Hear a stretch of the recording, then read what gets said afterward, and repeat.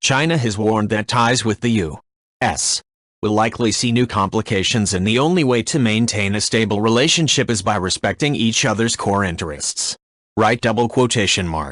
Foreign Minister Wang Yi's remarks Thursday appeared to underscore that China's position on Taiwan is non-negotiable, weeks after President-elect Donald Trump suggested he could re-evaluate U.S. policy on Taiwan. It also mirrored Beijing's relatively measured posture toward the incoming U.S.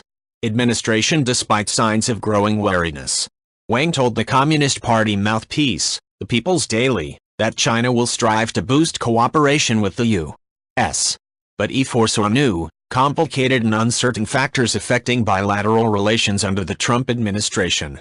China complained this month after Trump questioned a U.S. policy that since 1979 had recognized Beijing as China's government and maintains only unofficial relations with Taiwan. Beijing regards the self-governing island as part of China and has long used the core interest formulation to signal that any move by Taiwan toward formal independence could be met with military force.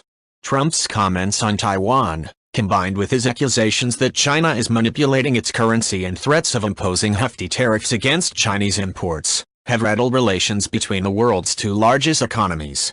Trump also accepted a DEC-2 phone call from Taiwanese President Tsai Ing-wen, the first time an American president or president-elect has publicly spoken to Taiwan's leader since 1979.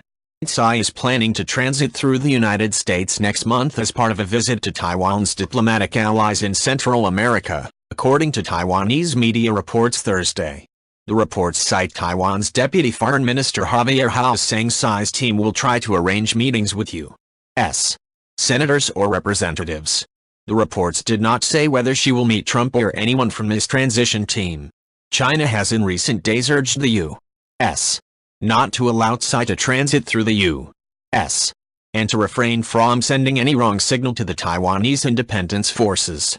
U.S. lawmakers often meet with Taiwanese presidents when they transit through the U.S., most recently in June, when Tsai met in Miami with Republican Senator Marco Rubio of Florida.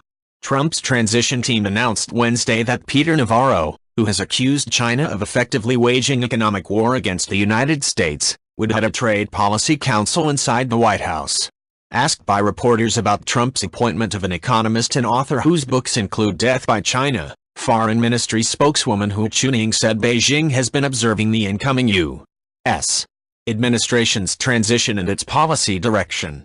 As two major powers with broad mutual interests, cooperation is the only correct choice, Hu said without naming Trump or Navarro. Although Navarro and Trump have been heavily criticized in the Chinese press, including state media, Beijing has largely measured its official response to potential flashpoints.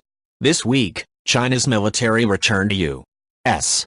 underwater drone in the South China Sea that Trump had described as stolen on Twitter. In the People's Daily interview, Wang said U.S. China relations are generally trending towards stable cooperation and mutual benefit. He quoted a Chinese poem, previously cited by President Xi Jinping as a metaphor for U.S. China ties, depicting a river that flows inevitably, regardless of mountainous obstacles. This is a historical trend that cannot be changed by an individual's will, Wang said. After what he described as a turbulent year steered by the trend of reverse globalization and punctuated by terror attacks, Wang said China is now a mature nation that could act as a stabilizer in global affairs. China under Xi is adopting an assertive leadership role on the world stage, Wang said, such as hosting the G20 summit and heading discussions at the APEC forum in Peru. The world is choosing between openness and conservatism, cooperation and closure, transformation and old ways, Wang said. We will lead the way amid a shake-up in global governance. We will take hold of the situation amid international chaos. We will protect our interests amid intense and complex games. Right?